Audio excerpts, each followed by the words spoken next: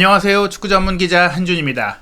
2023-2024 시즌 프리미어리그 10경기까지만 하더라도 프리미어리그 우승까지 넘볼 수 있다라는 평가를 받았던 토트넘인데요. 아시다시피 첼시와의 경기에서 퇴장 선수는 물론 결정적으로 센터백 미키 반더벤 그리고 플레이메이커 제임스 메디슨 선수가 최소한 올해 말까지 빨라야 내년 초에 복귀할 수 있을 정도로 큰 부상으로 이탈하면서 기대감이 뚝 떨어졌고 챔피언스리그 진출조차 장담하기 어렵다라고 평가가 떨어지고 있습니다. 이러한 문제를 타개하기 위해서 극복하기 위해서 토트넘이 1월 겨울 이적 시장이 열리는 대로 이 포지션을 대체할 새로운 폭풍 영입을 준비하고 있다는 소식이 이어지고 있는데요. 지금까지 스트라이커 포지션이나 수비수 포지션에 대해서 보도들이 나왔는데 메디슨의 역할을 그대로 대신할 수 있는 플레이메이커 포지션의 경쟁자가 영입될 것이다라는 소식이 나오고 있습니다. 포르투갈의 유력 매체 오조구에서 나온 소식인데 이미 페드로 포로를 성공적으로 영입한 토트넘이 포로와도 좋은 호흡을 보였던 페드로 곤살베스 영입을 통해 손흥민 선수의 득점력을 더욱더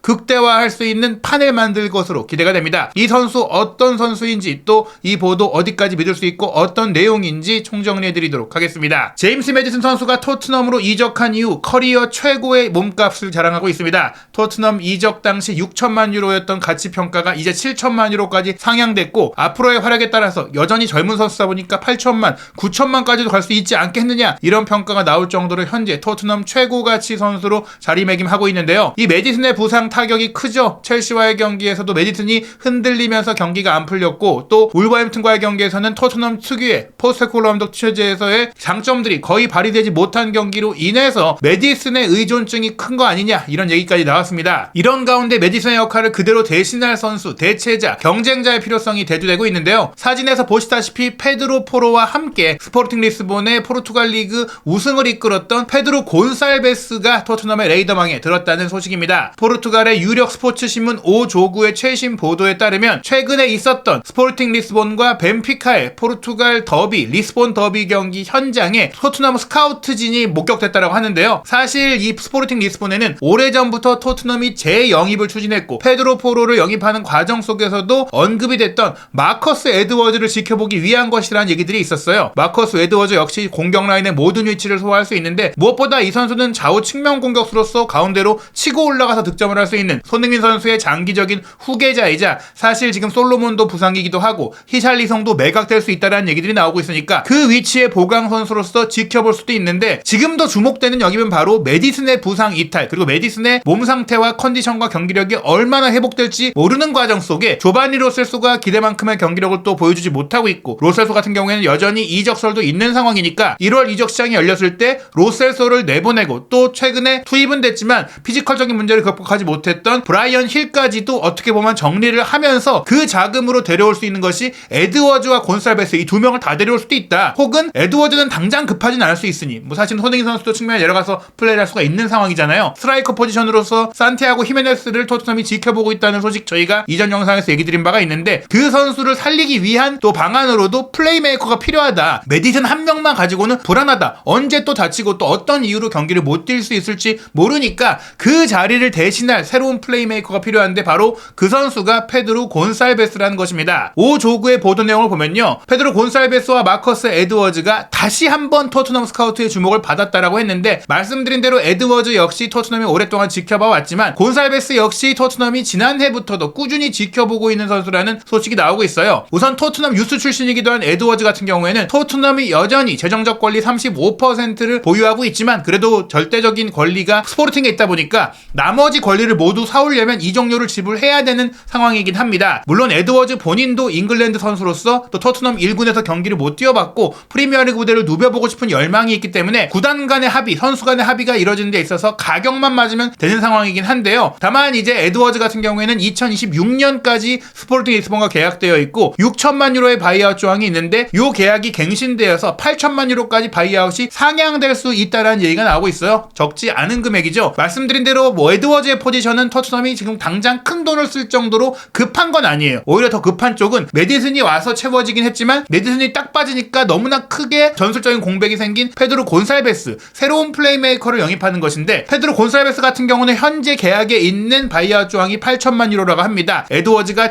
신규 계약을 맺을 때 올라가는 그 바이아웃 금액과 같다라고 할 수 있는데요. 한국 돈으로는 1133억 원, 결코 작지 않은 아주 큰 액수지만 한창 나이인데다가 지금 엄청나게 좋은 경기력을 보이고 있다는 점에서 투자할 만한 가치가 있다라는 얘기가 나오고 있어요. 포르투갈의 오조구뿐 아니라 영국의 인터넷 매체인 나인티미니 역시 토트넘 허스퍼의 관계자들이 이 리스본 더비, 스포르팅 리스본과 벤피카의 경기 현장에 에스타디오 다 루즈 경기장을 찾았다. 즉 포르투갈 언론, 영국 언론, 그리고 복수의 유럽 언론들이 크로스 체크를 한 결과 토트넘 관계자들이 이 경기를 보러 간 것은 사실인 것 같습니다. 마커스 에드워즈와 페드로 곤살베스를 유심히 지켜봤다라고 소식통이 전했다라고 하는데요. 지난해, 그러니까 작년 4월에도 포로를 보기 위해서 토트넘 스카우트가 포르투갈에 다녀왔다라고 합니다. 그때 당시에 이미 곤살베스의 플레이에 대해서도 깊은 인상을 받았다라고 하는데요. 곤살베스 같은 경우에는 미드필드의 깊은 위치, 중앙 미드필드 역할까지 할 수 있고 좌우 측면에서도 플레이할 수 있고, 또 올 시즌 같은 경우에는 왼쪽에서 안쪽으로 들어오는 인버티드 윙어 역할을 하고 있는 가짜 윙어 역할을 하면서 또 득점에 주력하는 플레이를 보이고 있거든요. 올 시즌 17경기 5득점 4도움으로 9개의 공격 포인트를 올렸고, 또 포르투갈 연령별 대표를 두루 거치기도 했지만 포르투갈 성인 대표팀에서도 이미 소집이 됐던 포르투갈의 기대주라고 할 수 있겠습니다. 또 어린 시절에 울버햄튼에서 2시즌을 보냈기 때문에 영국 무대도 낯설지 않다라고 할 수 있고요. 물론 이 울브스 시절에는 셰필드 웬스데이와의 카라바오컵 경기에서 이제 교체로 나왔던 것 외에는 거의 기회를 받지 못하다 보니까 본인도 성장을 위해서 포르투갈 리그로 돌아갔었어요. 그래서 파말리상으로 갔다가 여기서 능력을 보여준 이후 한 시즌 만에 포르투갈 최고 명문팀인 스포르팅 리스본으로 이적을 했고, 이적하고 나서 포르투갈 리그 우승에 기여를 하면서 또 23골을 몰아치는 놀라운 득점력을 보인 바가 있습니다. 이 선수도 기본적으로 메디슨 선수처럼 2선에 배치되어 있지만 직접 골문을 타격하는, 직접 득점하는 능력이 뛰어난 선수이지만 득점뿐 아니라 도움 창출 능력과 경기 운영 능력, 공격 전반에 미치는 영향력이 크다 보니까 거의 뭐 포르투갈의 메디슨이다 이렇게 불릴 수 있을 정도의 능력을 갖고 있는 선수인데요. 영국의 대중지 더선도 가십을 인용한 게 아니라 익스클루시브, 직접 취재한, 직접 얻은 정보를 통해서 실제로 지금 곤살베스 영입에 토트넘이 강한 관심을 갖고 있고, 또 하나 흥미로운 것이 뭐 에릭 다이어도 사실 스포르팅 리스본에 있다가 토트넘이 데려왔던 선수고, 근래 페드로 포로를 또 영입하는 과정 속에서 임대 후 완전 이적 조건으로 장부를 맞추는 부분까지도 이제 리스본 측과 좀 원만하게 토트넘이 협의를 했던 바가 있다 보니까 두 클럽이 탄탄한 관계, 솔리드 릴레이션십을 갖고 있다 보니 영입 협상이 순조롭게 이어질 수 있다. 곤살베스가 물론 스포르팅의 중요한 선수이긴 하지만 뭐 바이아웃 조항에 준하는 거액의 이적료를 제시한다면 충분히 보여줄 수 있다. 실제로 지난 시즌에도 도중에 페드로 포로를 보내줬잖아요. 이번에도 그럴 가능성이 충분히 있다라고 보고 있고요. 또 하나 중요한 것이 이 페드로 곤살베스 선수가 지난 시즌 유로파 리그에서 아스널의 일격을 가했던 면이 있습니다. 토트넘의 최대 라이벌이자 또 토트넘이 올 시즌 챔피언스리그 진출권 내지 프리미어리그 우승을 두고 경쟁하는 팀인 아스널을 상대로 이미 좋은 플레이를 펼쳤던 페드로 곤살베스인데요. 지난 유로파리그 경기에서 무려 46야드, 거의 50여 미터 거리에서 장거리 슈팅을 때려 넣으며 원더골을 넣으면서 아스널을 침몰시켰던 바가 있는데, 이때 이 엄청났던 장거리 골뿐만 아니라 8번이나 경합에서 승리했고 7번이나 볼 소유권을 가져왔고 6번이나 크로스패스를 시도한 것은 이날 그 아스널과의 경기의 최고 기록이기도 했고, 또 수비적으로는 4차례나 태클을 시도했고 4차례의 슈팅에 3차례의 기회 창출, 게다가 2차례의 드리블 돌파도 모두 성공하는 등 슈팅, 돌파, 패스, 크로스, 수비, 압박 모든 것들을 다 보여주면서 전천후 미드필드라는 것을 보여줬던 그런 면모를 보였기 때문에 지금 프리미어리그에 와도 잘 적응할 수 있을 것이다라는 검증이 됐다라고 볼 수 있겠습니다. 말씀드린 대로 페드로 곤살베스는 포르투갈의 연령별 대표를 모두 거쳤고 포르투갈 성인 대표팀에서도 2경기를 뛰었어요. 물론 이 포지션에 쟁쟁한 선수들이 많다 보니까 주력 멤버로 계속해서 소집되고 있는 상황은 아니지만 지금 토트넘에 와서 좋은 플레이를 펼친다면 포르투갈 대표로서의 경력도 충분히 올라갈 수 있습니다. 스포르팅 리스본이 아시다시피 맨유의 현 주장인 브루노 페르난데스를 또 배출했고, 이 브루노 페르난데스를 통해서 포르투갈 선수들의 우수성이 다시 한번 증명되고 있는 상황인데요. 1998년생 만 25세로 아직 전성기가 오지 않은, 더 성장할 수 있는 나이의 선수입니다. 좌우 윙어와 공격형 미드필드를 주 포지션으로 두고 있는데 173cm로 키가 크지는 않지만 그래도 땅땅하게 또 공을 잘 지켜낼 수 있는 밸런스가 좋은 선수입니다. 물론 이 8천만 유로에 달하는 바이아웃 금액은 현재 시장 가치인 3,200만 유로보다 훨씬 높은 가격이라 할 수 있겠지만 이 선수의 잠재력이나 능력이나 현재 퍼포먼스를 생각한다면 이 가치도 실제로 오를 수가 있어요. 무엇보다 계약 기간이 2027년까지로 길게 남아있기 때문에 협상에서 절대적으로 스포르팅이 유리한 점을 고려한다면 8천만 유로의 바이아웃을 온전히 지불하는 것은 조금 이제 부담스럽다고 하더라도 옵션 조항을 통해서 스포르팅을 설득하는 것도 나쁘지 않다라고 볼 수 있겠습니다. 말씀드린 대로 이 선수가 본래 포르투갈에서 성장하다가 스페인의 명문 클럽인 발렌시아 유스팀으로 옮겼고 그 다음에 울버햄튼 유스팀으로 스카우트가 됐다가 울버햄튼 1군 팀을 도전하다가 출전 기회를 얻지 못해서 포르투갈 클럽인 파말리상에 가서 실질적인 프로 경력을 쌓았거든요. 이러한 과정 속에 스포르팅 리스본에 와서 만개했는데 이 선수가 커리어 내내 소화한 포지션을 보면 원래는 이제 조금 더 깊은 위치 중앙 미드필드로 뛰었다고 합니다. 그럴 정도로 볼 컨트롤 기술과 시야와 미드필더로서의 조율 능력을 갖고 있는 선수예요. 수비형 미드필드까지 커버했을 정도로 중앙에서의 수비력까지 갖추고 있고 또 공격 미드필드와 좌우 측면 공격수를 포함할 정도로 득점 창출 능력을 갖고 있는 선수인데 이 선수가 일단은 2019-2020 시즌과 2020-2021 시즌 포르투갈 리그 올해의 영플레이어상을 받았고 또 포르투갈 리그 이달의 미드필더상도 여러 차례 수상을 했고 이달의 선수상도 받았고 무엇보다 이 선수의 주 포지션이 미드필드임에도 2020-2021 시즌에는 득점왕을 차지했던 선수라는 것입니다. 즉 거의 완전체 선수다. 멀티플레이어로서도 끝판왕이라고 볼 수도 있겠는데 가짜 9번 역할을 소화하면서 최전방에서 계속 골문을 노리고 스루패스를 찔러넣는 이런 면들이 강점인데 중요한 게 또 이 선수가 오른발잡이인데 오른발 왼발 킥이 모두 날카로워요. 오른발 왼발 슈팅뿐 아니라 오른발 왼발 크로스까지 가능하다 보니까 이 선수가 실질적으로 정말로 메디슨처럼 세트피스에서 킥도 연결하고 크로스도 때리고 스루패스도 때리고 중거리 슈팅도 빵빵 때리고 게다가 세밀한 볼 컨트롤로 팔 압박하고 직접 몰고 들어가서 슈팅까지 때릴 수 있는 전천후 공격수라고 할 수 있겠습니다. 그러다 보니까 이 선수의 공격 포인트 기록이 매우 인상적인데요. 스포르팅 리스본으로 이적한 첫 시즌에 바로 23골 4개의 도움을 리그에서 기록하면서 득점왕을 차지했었고요. 2021-2022 시즌에는 조금 더 미드필드에 가까운 역할을 하면서 8골로 득점을 줄었지만 10개의 어시스트를 기록을 했고 공식 대회 챔피언스 리그를 포함하면 또 득점도 14골이었고 도움은 14개 14득점 14도움을 기록하면서 직접 득점과 어시스트 모두 빼어난 모습 보였습니다. 지난 2022-2023 시즌 같은 경우도 20골 15개의 어시스트를 리그와 챔피언스 리그에서 소화했고요. 또 챔피언스 리그를 꾸준히 경험했다는 것조차도 유럽 최고 수준의 레벨의 대회에서도 통했다는 걸 보여주는 것이고 올 시즌 같은 경우에는 스포르팅 리스본이 유로파 리그를 병행하고 있는데 리그에서 3골 유로파 리그에서 2골 총 5골을 벌써 넣었고요. 또 도움도 알리안츠컵을 포함해서 이미 4개를 기록하고 있는 상황 5골 4도움으로 10개의 공격 포인트를 하나 앞에 남겨두고 있는 상황입니다. 제임스 메디슨과 흡사하다고 말씀을 드렸는데 볼 터치도 많고 슈팅 시도가 거의 같은 이 윙어와 공미 위치 중에서는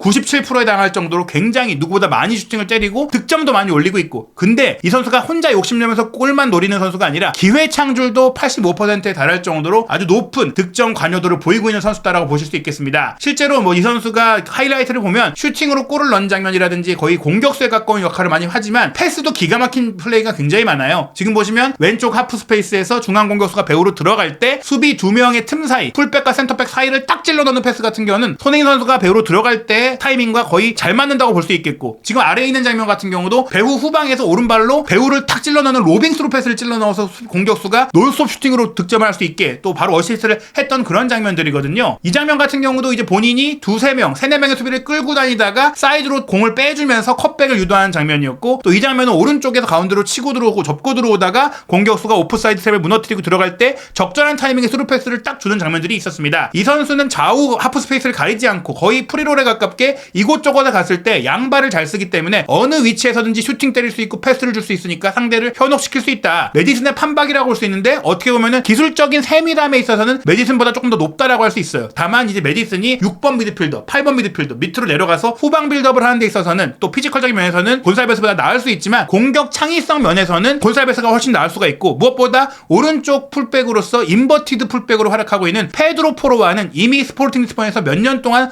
호흡을 맞춰봤던 전례가 있기 때문에 오자마자 적응해서 이 시너지도 함께 낼 수 있다. 이런 점에 있어서는 어떻게 보면 메디슨과 함께 뛸 수도 있습니다. 이 선수가 지금은 공미보다는 좌우 측면은 가짜 윙어로 많이 뛰고 있는데 그렇다면 클루세스키 선수의 자리에 들어가서 포로, 곤살베스, 메디슨이 함께 연계하면서 손흥민 선수에게 기회를 만들어줄 수 있는 그런 플레이도 가능하다는 것이죠. 게다가 토트넘 유스 출신인 에드워즈까지 함께 영입이 되는 상황이 된다면 존슨 선수가 지금 있긴 하지만 에드워즈, 곤살베스, 손흥민으로 공격이 구성될 수도 있고 이런 경우가 된다면 사실 이제 무한 스위칭을 통해서 클루세스키 선수가 갖고 있는 조금 속도의 문제와 타이밍의 문제를 극복하면서 더욱더 유기적이고 공격적이고 빠른 플레이가 가능할 수 있다. 이렇게 기대할 수가 있겠는데요. 다만 이제 최전방에 진짜 9번 유형의 선수가 필요하다는 점들 고려한다면 기라시라든지 아이만 토니 같은 선수들이 또 최근에 언급이 되고 있는데 이 선수들 같은 경우에는 영입 경쟁도 치열하고 시즌 중에 이 선수들이 이적할 수 있을지의 가능성을 좀 지켜봐야 될 것 같긴 합니다. 다만 다만 곤살베스가 온다면 메디슨의 자리, 쿠루세스키 선수의 자리에 들어가면서 손흥민 선수를 지원할 수 있고 또 메디슨에 대한 의존도를 커버할 수 있는 이런 측면에서